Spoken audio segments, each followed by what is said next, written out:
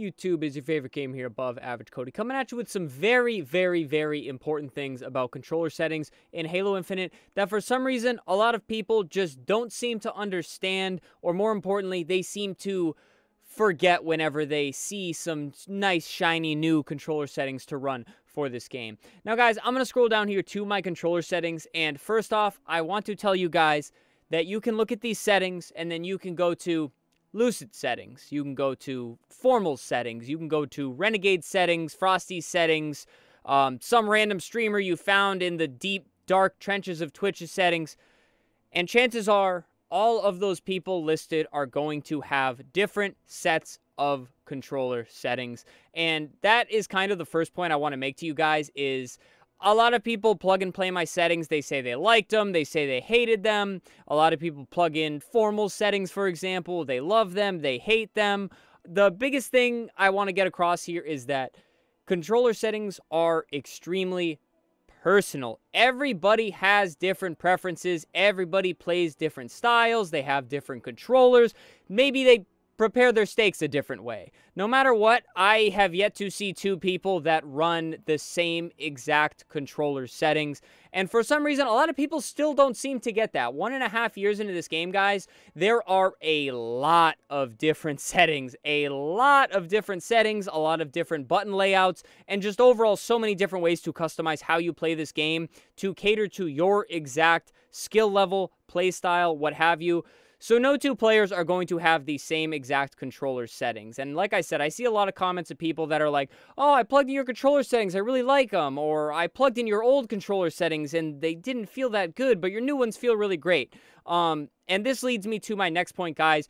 Controller settings can change based on things I mentioned earlier. Your skill level, how much experience you have in the game, how you like to play the game, or more importantly, some days, some things are just working better than others, guys. I see people that change their controller settings, their FOV, what have you, honestly, every other day. Some days it feels good, some days it feels bad, and they adjust to whatever they're feeling that day. Maybe they want a medium rare steak instead of medium well. But basically, guys, things change over time. The best example I can give you guys is the max input threshold on the Move thumbstick. I had some random Joe Schmo grilling me about changing my value to 0 from 15, which I went over in my latest video, guys. I still stand by 15 max input threshold, giving you the fastest possible strafe, but I found that the slower max input, or the lower value, has been working better for me and my aim, and so that is what I am running. I don't have a doubt in my mind that 15 gives you a much faster strafe,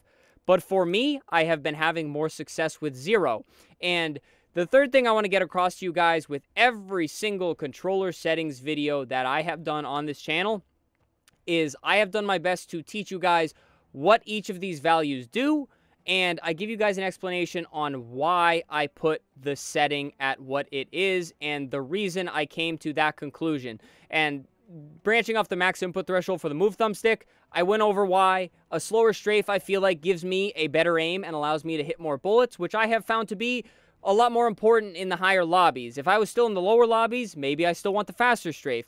But the point I am trying to make here, guys, is however your playstyle is working, sometimes you find things that fit better in your gameplay or better at your skill level.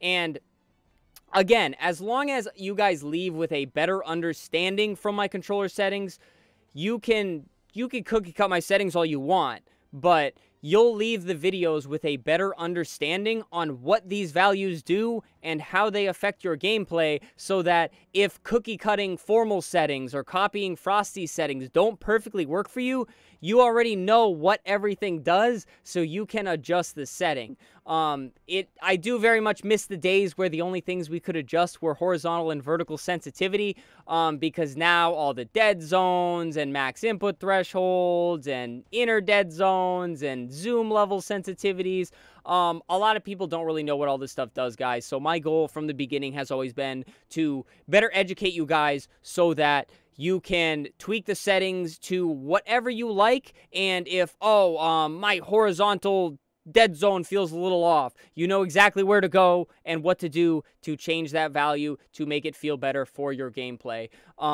And all of this, guys, I feel like a lot of people just want to go on Google, find the perfect controller settings for Halo Infinite, and just beep, boop, boop, type in the best settings. I promise you, no pro or anybody that is experienced on this game has done that. They have tweaked their settings, they have played with their settings, and they have found what works best for them. And it does change day by day. To summarize it all, guys, a lot has to do with FOV as well. This is probably the biggest value people like to change, especially controller players, with the level of aim assist and how fast they play and everything of the sort, guys. So just please keep all of this stuff in mind when you are trying to tweak your controller settings or find controller settings that work, that don't work. I will say it's a lot of trial and error.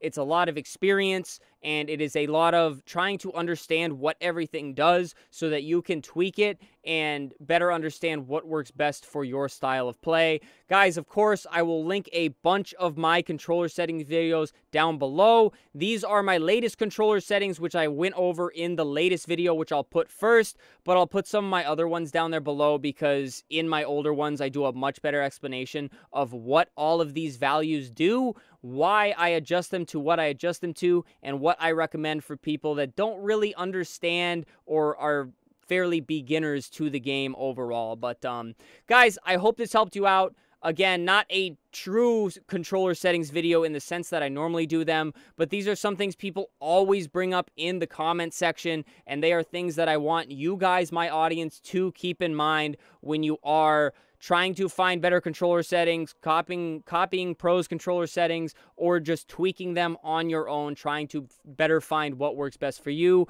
And I do hope this video kind of helps you guys in future controller settings tweaking or what have you, guys. But please, guys, subscribe to the channel. We do a lot of settings videos. We stream ranked 5 days a week. Just endless amounts of Halo content here. So if you're into that, guys, hit that sub button. Leave a like on the video. So hopefully this video gets further out and more people that are complaining about my settings videos changing per video can kind of understand why that is. And of course, guys, leave a comment.